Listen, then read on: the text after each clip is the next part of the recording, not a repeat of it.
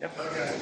All right. Hello again. It's David Schmidt with DenCO Property Management, and today I want to talk about cold weather snaps. Occasionally in Colorado we get cold weather. I know we moved here for the warm weather, but occasionally weather comes in where it's well below freezing, single digits, maybe below zero. And in Denver we have to prepare for that. So if you're skiing in the mountains, if you're on vacation, you leave your house, we got to make sure the pipes don't freeze and the property is intact. Okay, if you're gone for an extended period of time, the first thing you have to do is let DenCO know that you'll be gone, especially during the winter, so that we can make arrangements to check on the property and make sure it's in good shape while you're gone. Two, one other thing to maybe consider if you're gone during the winter is to turn off the water of the house. In this case, it's right here behind this panel. One valve, two valves, you shut off the water of the house, and you just run the lowest water supply, which would be that bathroom right over there. You just drain out the pipes. That's one thing to do.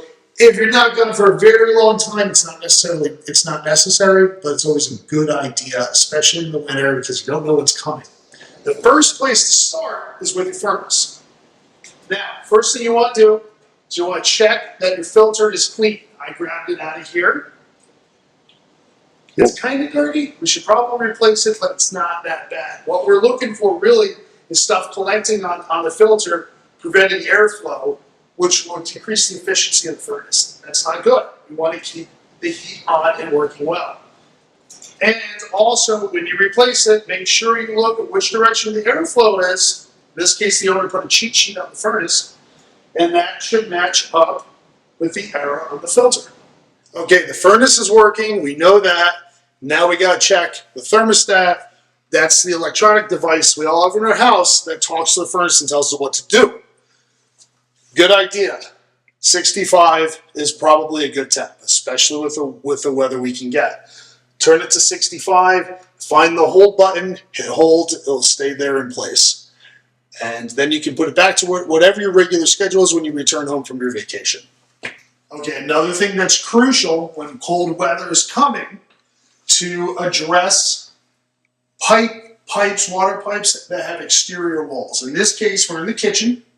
This is the kitchen sink, and that's an exterior wall right there, especially on the northern side of the house. So what we do is if it's going to be really cold, a little drip, just a little bit, and that's probably too much right there, maybe a little less. That keeps water flowing through the pipes while the cold weather comes, and to open the cabinet door. That lets warm air go in there, keep the pipes from freezing. Outside on your spigots, remove the hose from the hose bed.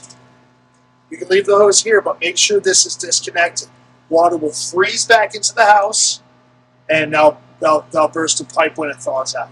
Do not do that. Okay, so you remember how we disconnected the hose bed from the spigot outside, and we made sure that it wasn't dripping or anything like that. Part two of winterizing your property or getting ready for a cold snap would be to cut off the water supply to that spigot. Right here in this case, I'm just in the basement of the house, that's right here.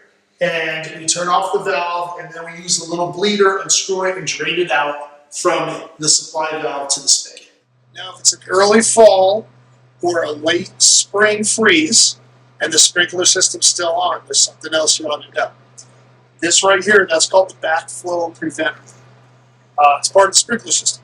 If it's on and we have a September snow or a May freeze, it might be a good idea to grab a towel and wrap it around the copper part of this device right here. That would prevent it from freezing and causing another disaster. Now, if the pipes do freeze, what will happen is you'll go to turn on the kitchen sink and water won't come out.